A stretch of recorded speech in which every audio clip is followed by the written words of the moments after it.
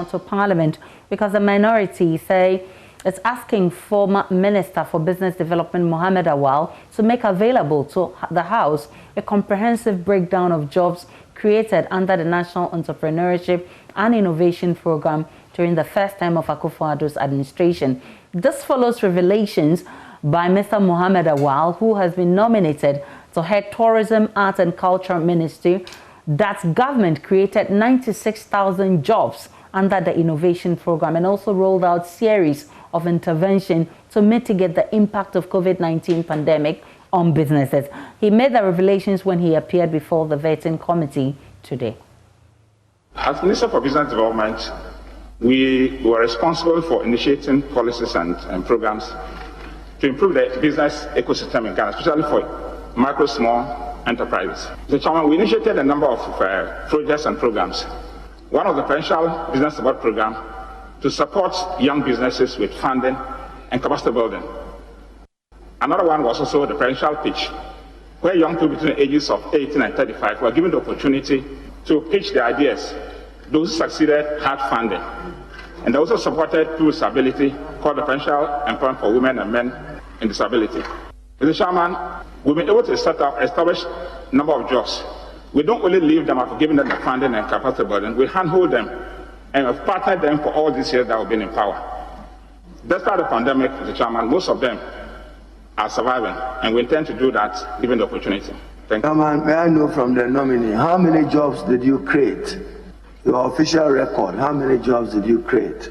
Formal and informal?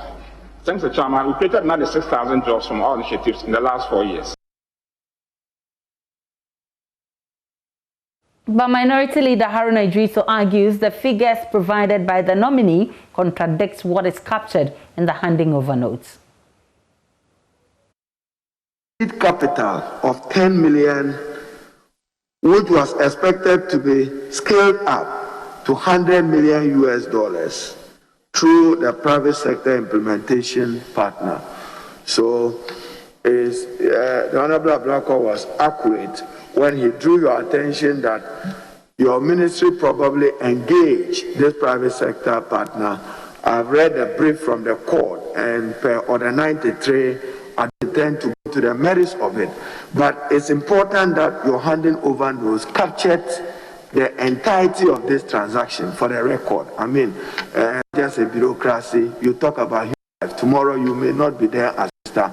The state will have a duty to respond to this matter with adequate references.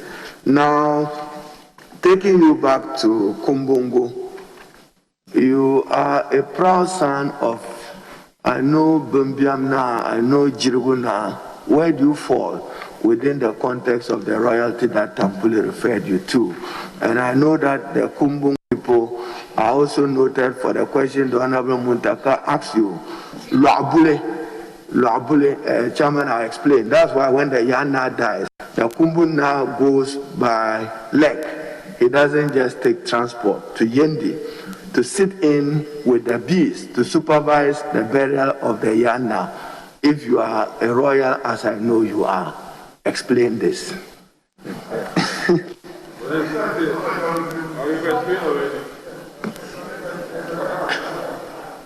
I'm the grandson of Kumuna Hassan.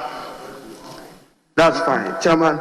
So he must take note and improve it. And then, Chairman, we are making a request through you. All the support initiative under the National Entrepreneurship Innovation Program, we want to have a record of it. The nominee also says he will focus to make Ghana the hub of film production in West Africa. He says if approved by the House, he will ensure the establishment of a $20 million film studio.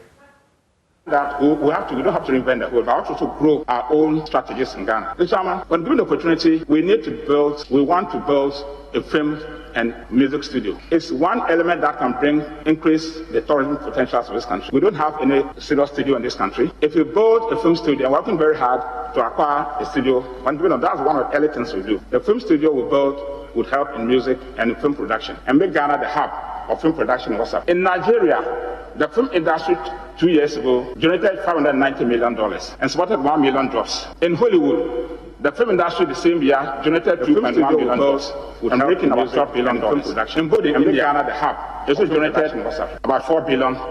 Ghana can do it if we have a studio that can make sure produce movies, films, and to help in the creative arts sector.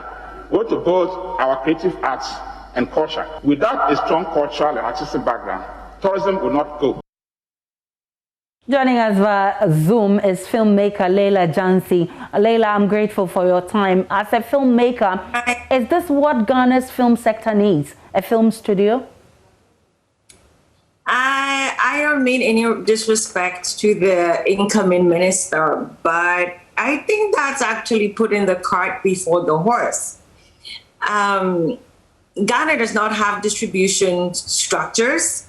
Ghana does not have production structures. There are no realistic avenues for movie financing. So who's going to rent the studio?